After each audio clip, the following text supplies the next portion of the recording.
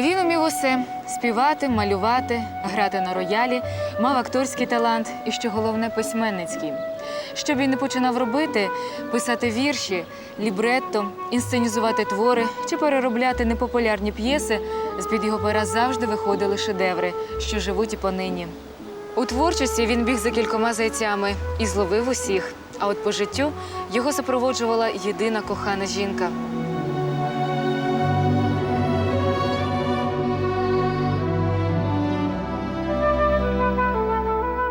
Софійка Лисенко народилася 1 жовтня 1849 року в родині Віталія Романовича та Ольги Єреміївни Лисенків. Коли їй виповнилося 3 роки, в їхню сім'ю потрапив 12-річний гімназист Михайло Старицький. Його батьки, сестра і брат померли, і опікуном хлопця став двоюрідний брат по матері Віталій Лисенко. Михайло Старицький народився на Полтавщині в селі Кліщенці Золотоніського повіту в родині бідного дворянина 2 грудня 1840 року. Коли хлопчику виповнилося 5 років, помер його батько, відставний уланський ротмістер Петро Іванович Старицький. А ще через 7 років не стало й матері Анастасії Захарівни, яка походила з роду Лисенків.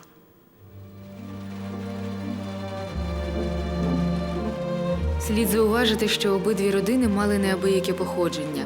Лисенки були давнього дворянсько-козацького роду, а Старицькі походили з династії Рюриковичів. Тому не дивно, що в домі Лисенків вільно розмовляли українською, англійською, французькою, німецькою та російською мовами. В родині вирувала творча атмосфера. Лисенки прийняли Михайла як рідного і виховували так само, як і своїх дітей – Миколу, Андрія та Софійку. З цього часу життєві і творчі долі 2 родів міцно переплелися. Михайло дуже потоваришував зі своїм троюрідним братом Миколою, майбутнім відомим композитором. Хлопці разом почали виступати в аматорських гуртках, в домашньому театрі.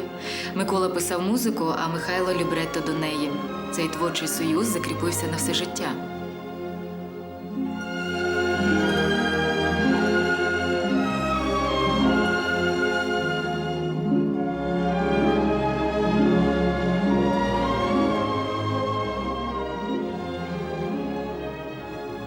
А дружба з Софійкою несподівано переросла у велике кохання.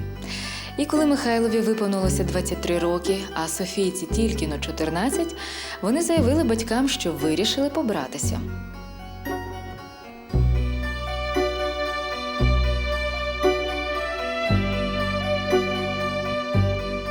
Тож батькові Софії Віталіївни, Віталію Романовичу, довелося їхати до архієрея за дозволом на шлюб, бо молоді й чути не хотіли про довге дожидання.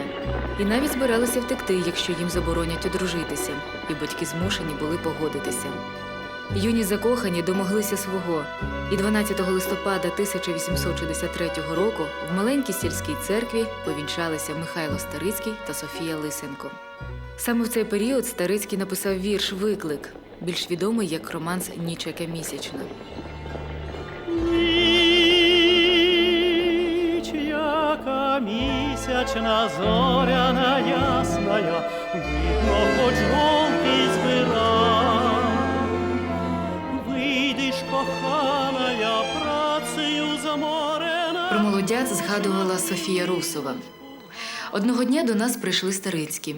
Він високий, величний, з чорними вусами. Вона – маленька жвава щебетушка. Вони тільки-но побралися. Софійка побачила мої ляльки і жваво кинулася до них. А я ще соромилася, що не можу їх кинути. І ми почали разом гратися. Софія Віталіївна, шепелявлячи, як справжня дитина, з великим захопленням оповідала, як вони обдурили попа, що не хотів їх вінчати, бо не виходили года.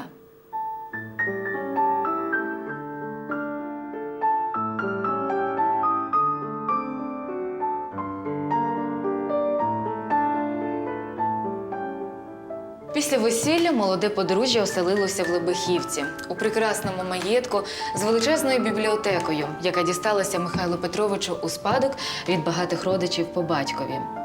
Старицький почував себе справжнім поміщиком. Вже будучи одруженим, 1865 року Михайло закінчив університетське навчання.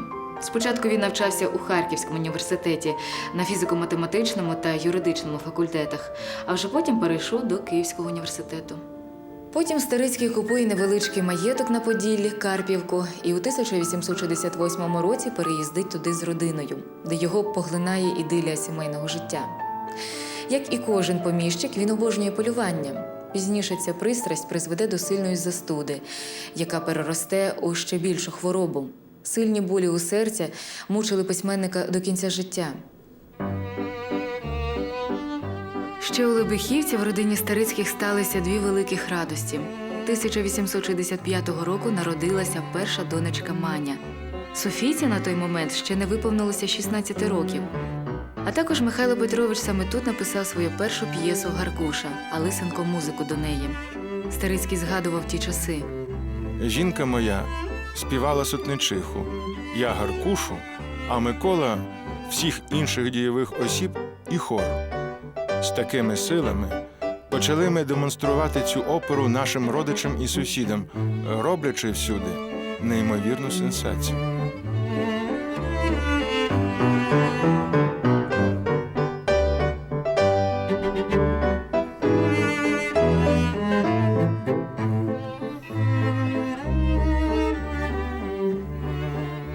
Але недовго Михайло Петрович був поміщиком. Його творча, невгамовна натура вимагала виходу. Тож 1871 року Старицькі повернулися до Києва і почали вести світське життя. Старицький захоплено віддається літературній і громадсько-культурній діяльності. І відразу їхній будинок став центром культурних, політичних та наукових подій.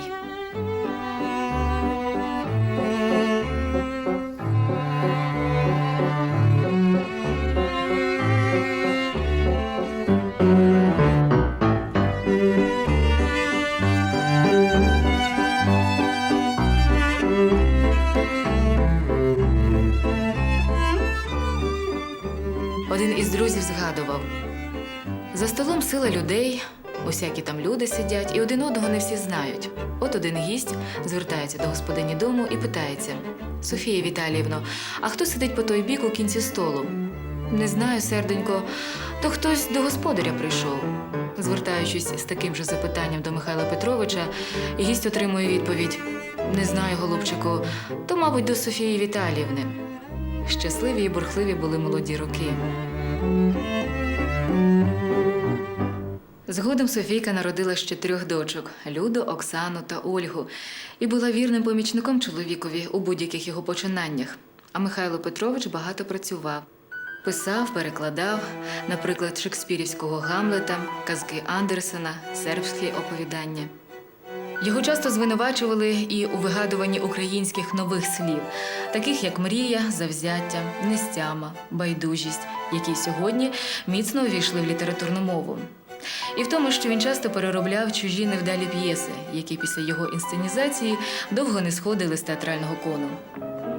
Моя мама серце добре має, і папаша мають магазин. і вони мене не обіжають, бо один у них я шикарний син. Згадати хоча б мало кому відому п'єсу «Не чує Левицького» на кожум'яках, більш відому нам як «За двома зайцями» Старицького. Продовжувалась плідна діяльність Михайла Петровича разом з Миколою Лисенком. І світ почув оперету «Чорноморець», опери «Різдвяна ніч» і «Тарас Бульба». Театр для обох відігравав значну роль у житті. Але ніхто й не здогадувався, що театр повністю переверне життя Старицького, який так багато зробив для нього. Проживаючи у Києві, Старицькі дуже часто відвідували театри і привчали до цього мистецтва і своїх дітей. Про ці події згадувала родичка Старицьких Лисенків Лора Оконор. Збираючись до оперного театру на оперу «Євгеній Онєгін», дівчатка по святковому вбранні все допитувались у Софії Віталіївни зміст. Щоб відчепитись від них, Софія Віталіївна відповіла так: «Це не складна річ. У першій дії Онєгін дав дулю Тетяні, а у другій вона йому її вернула». Михайло Петрович підтвердив, що так воно і є. Окрім того, діти і вдома влаштовували вистави, а старша дочка Маня згодом стала актрисою, режисером та викладачем. У 1882 році Софія Віталіївна знову стала мамою. Вона народила довгоочікуваного хлопчика, якого назвали Юрком. Але після пологів Софія Старицька надовго захворіла. Потім погіршився нервовий стан, а наступні події в житті так і не дали змоги остаточно оговтатись. Через рік, у 1883 році, до Києва приїхала Єлисаветградська аматорська трупа Марка Кропивницького та Миколи Садовського з українськими виставами. На них ходило все місто, у тому числі й Старицькі. Невдовзі Марко Кропивницький та Микола Садовський стали частими гостями у домі Старицьких. Лора О'Коннор згадувала: «Ця поява зробила велике вражіння дому. Михайло Петрович кинувся назустріч дорогим гостям і поцілувався з ними. Софія Віталіївна була рада веселій розвазі. Маня, Люда і я зайнялись із великим зацікавленням. Театр був одною з найсолодших мрій».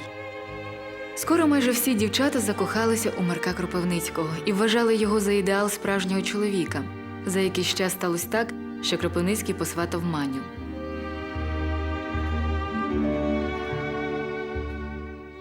Але вона і батьки відмовили. Люда і Лора, почувши про таке, благали її навколішках вийти за Кропивницького. Коли не для себе, то для них, щоб їм бути ближче до свого обранця. У той час нікому й на думку не спадало, що це знайомство обернеться великою трагедією для родини Старицьких.